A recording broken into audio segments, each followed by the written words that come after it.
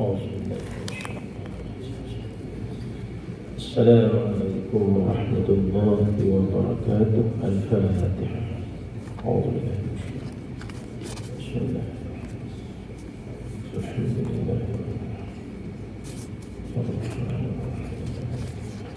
إياك نعبد وإياك نستعين اهدنا الصراط المستقيم صراط الذين أنعمت عليهم غير المغضوب عليهم ولا الضالين. الحمد لله رب العالمين، والصلاة والسلام على أشرف الأنبياء والمرسلين وعلى آله وأصحابه أجمعين. قال رب اشرح لي صدري ويسر لي أمري واحلل عقدة من لساني يفقهوا قولي. سبحانك لا علم لنا إلا ما علمتنا إنك أنت العليم الحكيم. ولا حول ولا قوة إلا بالله العلي العظيم. اللهم لا سهل إلا ما جعلته سهلا وأنت تجعل الحزن والصعب إذا شئت سهلا يا رب العالمين. أما بعد. Alhamdulillah, malam ini dapat kita sambung pengajian hadis 40 melalui kitab Al-Wafi. Jadi malam ini iaitu hadis yang ke-32. Malam ini kita masuk hadis yang ke-32. Jadi hadis baru lah. Jadi kalau mengikut bilangan hadis 40 ni tak banyak hadis lah. Kita akan baca dalam buku 10 hadis lagi. Walaupun hadis 40 dia ada 41 hadis. Tajuknya menolak kemudaratan di dalam agama Islam. An Abi Sa'id bin Sinan Al-Khudri radhiyallahu anhu anna Rasulullah sallallahu alaihi wasallam qala لا ضرر ولا ضرار رواه ابن ماجه والدارقطني وغيرهما daripada Abu Sa'ad bin Sinan Al-Khudri radhiyallahu anhu bahawa Rasulullah sallallahu alaihi wasallam telah bersabda, tidak boleh memudaratkan dan membalas kemudaratan dengan kemudaratan. Orangnya dia hadis hasan. Jadi hadis ini termasuk dalam kategori hadis hasan. Ini perbincangan berkaitan dengan kedudukan hadis ataupun status hadis yang kita baca. Diriwayatkan oleh Ibnu Majah, Darqutni dan selain dan keduanya dengan isnad, dan diriwayatkan oleh Al-Imam Malik di dalam Al-Muwatta secara mursal. Jadi Imam Malik dalam kitab Muwatta dia riwayat hadis ini secara mursal, iaitu dengan dia menggugurkan perawi ataupun sanad sahabat pada sahabat daripada Amru bin Yahya, daripada bapanya, daripada Nabi SAW. Dalam kitab Muwatta dia riwayat hadis ni dari Amru bin Yahya dari bapa terus pada Nabi, tanpa dia menyebut nama Abu Sa'id Al-Khudri. Abu Sa'id Al-Khudri ini sahabat Nabi radhiyallahu anhu. Maka beliau menggugurkan Abu Sa'id. Imam Malik mempunyai banyak jalan perawi hadis yang saling memperkuatkan antara satu sama lain. Jadi hadis yang mempunyai perawi ataupun jalan perawi yang banyak ini dikenali dengan hadis hasan. Hadis hasan dia lebih kurang juga dengan hadis sahih, cuma daripada segi darjat perawi dia itu, daripada segi kekuatan ingatan, dia ada beza dengan perawi yang meriwayatkan hadis-hadis sahih. Itu berbincangan dalam ilmu mustalah hadis lah. Untuk untuk detail kita boleh rujuk ilmu mustalah hadis. Sebab hadis hasan itu sendiri dia ada lagi kategori dia, hasan li zatih dan juga hasan li ghairih.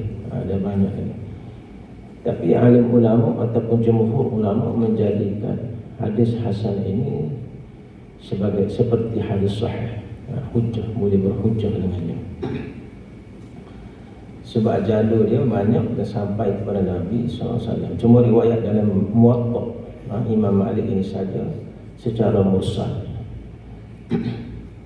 Tapi walaupun mursal, jika sekiranya tabi'in itu di kalangan orang yang kuat, maka hadis itu jadi hadis yang kuat juga, walaupun tidak disebut dengan nama sahabat.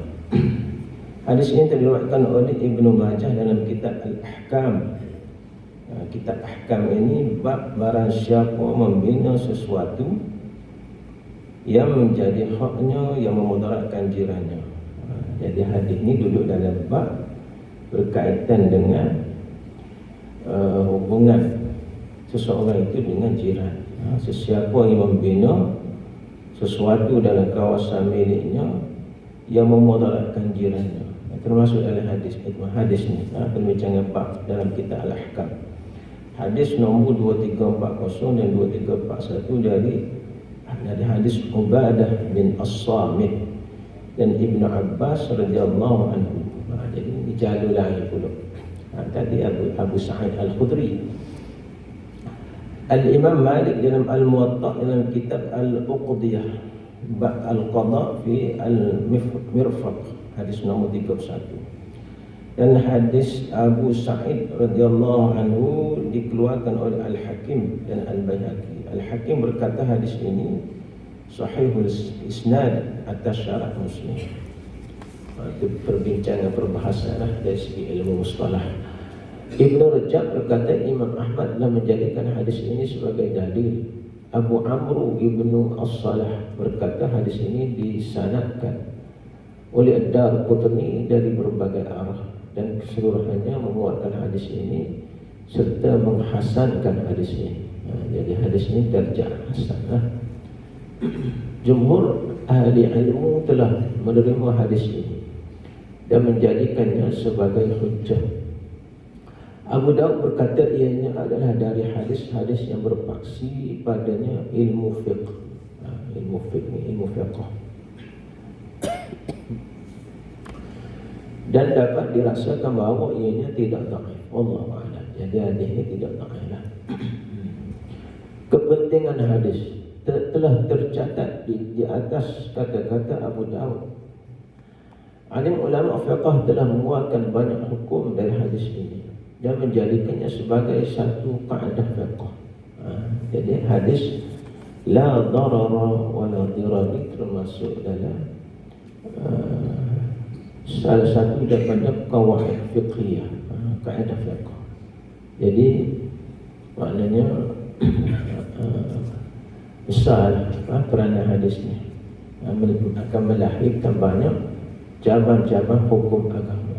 Daripada hadis la darara wa la dirara ni banyak akan keluar daripada hadis ini kaitan dengan cabang ataupun furuk-furuk hukum hakam agama. Jadi besar. Walaupun hadis ni pendek, la darara wa la dirara. Istilah hadis.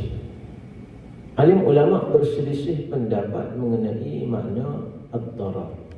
Dia tulis darah, silap tulis itu sebenarnya darar. D-H-A-R-A-R, darar. Kali nak tulis kurumi D-H-A-R-A-R, darar. Ad-dararu. Dan makna dirar.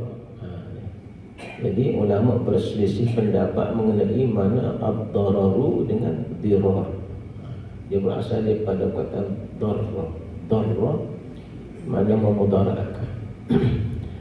Sebagaimana di dalam hadis. Perbincangan berkaitan dengan perkataan darar dan dirar ini panjang lebar. Kalau kita lihat dalam kitab-kitab qawaid fiqhiyah, dia ada pelbagai pandangan makna yang dihurai oleh alim ulama. Adakah kedua-duanya membawa makna yang sama? Perkataan darar dan dirar itu serupa ke makna dia? Atau terdapat perbezaan dalam makna kedua-duanya ataupun ada beza?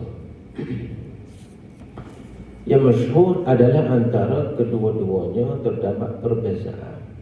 Sebab setengah daripada kalangan ulama itu dia menyamakan makna darar dan dirar.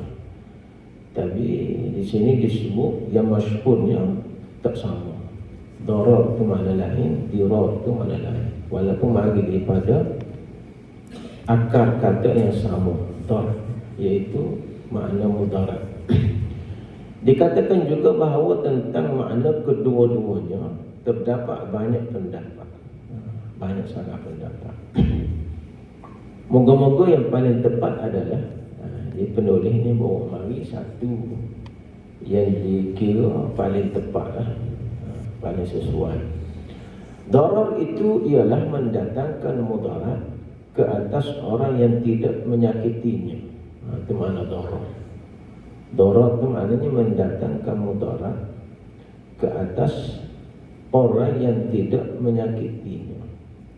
Maknanya kita melakukan sesuatu yang boleh memudaratkan orang lain.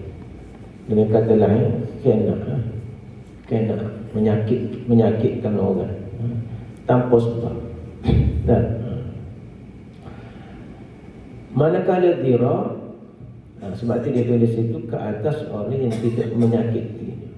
Orang itu tahu apa dia pun dia melakukan kemudaratan dalam pelbagai jenis, dalam pelbagai bentuk. Nanti kita akan bicara dalam huraian hadis ni apakah yang dimaksud kemudarat itu, daripada sekecil-kecil benda sebesar-besar benda. Manakala dirar pula ialah membalas kemudaratan terhadap orang yang telah melakukan kemudaratan ke atasnya dengan satu cara yang tiada di dalam syariat ataupun yang tidak disyariatkan, ghairu masyru'in, yang tidak disyariatkan. Jadi darar tadi orang itu buat secara persendirian, personal dia, buat perkara itu terhadap seseorang ataupun terhadap diri dia sendiri. Dan yang kedua ini berlaku di antara dua orang. Apabila seseorang buat sesuatu ke atasnya, maka dia balas balik. Itu dirar. Kedua-dua makna itu terlarang. Dua-dua ni adalah agama kita tak boleh. Sebab itu Nabi kata la darara wa la dirar. Tak boleh buat mudarat, tak boleh mendatangkan mudarat, dan juga tidak boleh membalas kemudaratan. Dan tidak diperbolehkan dalam syarak Allah, yakni syariat Allah Subhanahu wa taala. Kamu akan mengetahui penjelasan semacam itu dalam bab ini. Kita tengok huraian dia macam mana. Fiqh hadis dan petunjuknya yang dinafikan atau ditolak adalah kemudaratan, bukannya hukuman dan qisas. Bukannya hukuman dan qisas. Yang dimaksudkan dengan kemudaratan, yakni ad-darar itu dalam hadis ialah sesuatu yang bukan hak. Dia buat sesuatu darar itu bukan hak. Kalau berhak boleh, ada dalam Islam, iaitu sesuatu tindakan dan perbuatan yang dilakukan atas seseorang atau sesuatu perkara bukan atas dasar hak, tetapi lebih merupakan satu pencabulan terhadap hak pihak lain tanpa sebab. Adapun mendatangkan atau memasukkan kesakitan pada individu tertentu yang berhak untuk menerima kesakitan itu, sebagaimana seseorang yang telah melanggar hudud Allah lalu dihukum. Hudud ini peraturan Allah, hukum Allah, lalu dihukum atas kesalahannya itu, atau seseorang yang telah melazimi seseorang yang lain lalu tindakan yang adil diambil ke atasnya atau dihukum atas kezaliman itu, maka kesakitan seumpama ini bukan maksud yang ingin disampaikan oleh hadis ini. Jadi sebenarnya dia nak cerita gini, kita kepada kita bahawa kehidupan kita dalam masyarakat ni, kita bukan hidup soleh lah, mana kita ada hubungan sosial dengan masyarakat, mana kita tidak boleh ada maslahah khasah ataupun disebut kepentingan peribadi, kepentingan diri sendiri, dengan melakukan kemudaratan ataupun menyakitkan orang lain sewenang-wenangnya tanpa sebab, dan khana tanpa sebab. Tapi jika sekiranya atas sebab pelanggaran hukum Allah, contohnya dalam bab kisos, boleh dibunuh bala, boleh, walaupun benda itu bentuknya mudarat kan. Dan dalam bab-bab yang lain, hukuman-hukuman yang lain yang dilakukan oleh seseorang lalu diambil tindakan ke atasnya oleh pihak-pihak tertentu, maka dibenarkan. Justru kisos adalah dari syariat Allah, mana bunuh bala itu hukum